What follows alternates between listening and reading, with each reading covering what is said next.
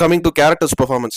Actors பெர்ஃபார்மன்ஸை பற்றி சொல்கிறதுக்கு முன்னாடி இந்த படத்தோட மெயின் ஹீரோவே வந்து நாய்கள் தான். அந்த குறிப்பிட்ட பிரீடான நாய்கள், அதாவது மலேசியாவிலேருந்து வந்த நாய்களை வச்சு அந்த மாஸ்டர் ப்ளே பண்ண ஒரு மெனான்சிங்கான கேம். ஒரு மாஸ்டர் மைண்டுக்கு எப்படி டாக்ஸ் ஒபே பண்ணி நடக்குதுன்னு அப்படின்னு டாக்ஸுக்கு மட்டும் இல்லை, அது வந்து ஹியூமன்ஸுமே வந்து டாக்ஸை விட எப்படி சுப்பீரியரா, உனக்கு 5 அறிவுனா எனக்கு 6 அறிவுன்னு எப்படி டாக்ஸை ட்ரெயின் பண்றாங்கிற ஒரு ஸ்கிரீன் பிளே மெத்தடையுமே வந்து கதையோட பிளெண்டின் பண்ணி ரொம்ப அழகா வந்து மெயின்டைன் பண்ணியிருந்தாங்க. நாய்களையுமே வந்து ரொம்ப அழகா யூட்டிலைஸ் பண்ண படம், அதுவும் கிரைம் டிராமால இந்த படம் தான் ரீசெண்ட் டைம்ஸ்ல. அப்புறம் ஆக்டர்ஸோட பெர்ஃபார்மன்ஸ்.